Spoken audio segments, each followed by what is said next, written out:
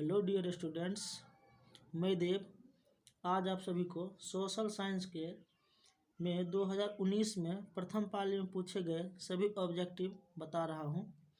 तो आइए देखते हैं कि सभी ऑब्जेक्टिव क्या है। इससे पहले आप चैनल को सब्सक्राइब कर लें, लाइक कर लें और कमेंट जरूर करें ताकि हर नए वीडियो आप तक सबसे पहले पहुंचे।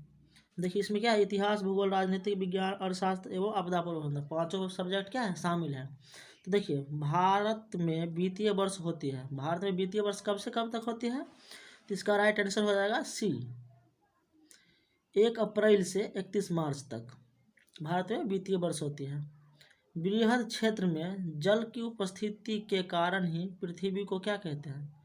तो बृहद क्षेत्र में जल की जो उपस्थिति होती है उसी कारण पृथ्वी को नीला ग्रह कहा जाता है। इसका राइट आंसर हो जाएगा बी।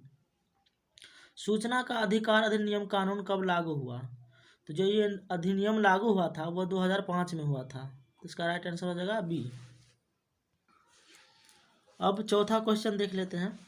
वर्तमान में नेपाल की शासन प्रणाली क्या है? तो वर्तमान में जो नेपाल की शासन प्रणाली है वो लोकतांत्रिक हो चुकी है। पांचवा देखिए, राजनीतिक दलों की मान्यता और उसका चिन्ह किसके द्वारा प्रदान किया जाता है? तो ये होता है निर्वाचन आयोग के द्वारा। तो राइट आंसर हो जाएगा सी। भारतीय संविधान के अनुच्छेद 19 में देश के सभी नागरिकों को कौन सा मूल अधिकार दिया गया है? तो जो अनुच्छेद 19 है इसमें भारत के सभी लोगों को स्वतंत्रता का अधिकार दिया गया है। तो इसका राइट आंसर हो जाएगा ए। टीपू सुल्तान शासक थे। तो टीपू सुल्तान जो शासक थे वो कहाँ का थे? तो ये मैसूर के थे। तो इसका राइट आंसर हो जाएगा ए। अब आठवां क्वेश्चन देख लीजिए, जालियांवाला बाग हत्याकांड कब हुआ? तो ये जालियांवाला बाग हत्याकांड जो है ये अमृतसर में हुआ था जो पंजाब में पड़ता है। तो इसका राइट आंसर हो जाएगा ए, 13 अप्रैल 1919 को। नम्मा देखिए, निम्नलिखित नदियों में से किसे बिहार का शोक नदी कहा जाता है? तो बिहार का शोक नदी किसे कहता है ये अधिकतम सभी लोगों को पता होगा।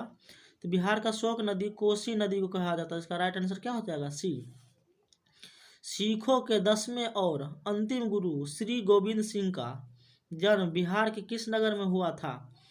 तो जो सिखों के 10वें गुरु गोविंद सिंह हैं उनका जन्म बिहार के पटना में हुआ था। तो इसका राइट आंसर क्या हो जाएगा? सी।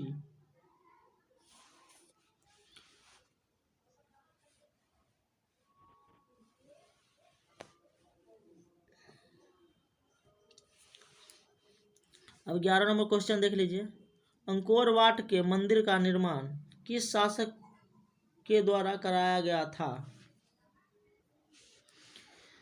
तो ये देखिए अंकोर वाट का जो मंदिर है राजा सूर्यवर्मन द्वितीय ने कराया था। तो इसका राइट आंसर हो जाएगा ए।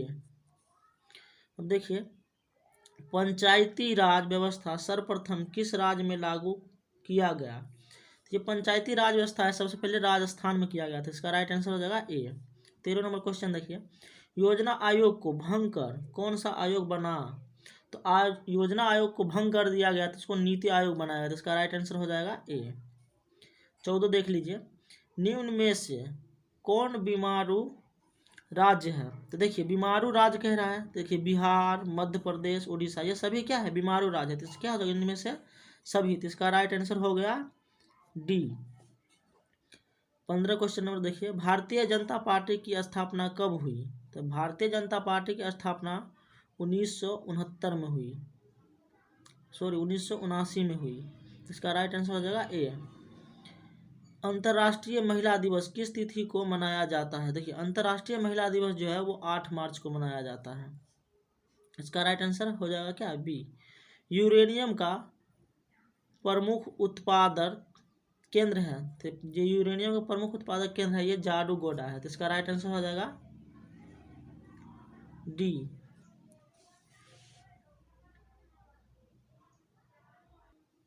क्वेश्चन नंबर 18 देख लेते हैं, सुनामी कहाँ आती है? तो जो सुनामी जो होती है समुद्र तल के नीचे आती है। ये क्या हो जाएगा? इसका राइट आंसर बी। 19 देख लीजिए, लोकतंत्र की सफलता निर्भर करती है। तो लोकतंत्र की जो सफलता है वो किस पर निर्भर करती है? तो नागरिकों की विवेकपूर्ण भागीदारिता पे। ये देखिए इसका राइट आंसर हो जाएगा सी। किसने कहा बिहार के विकास के बिना भारत का विकास संभव नहीं है?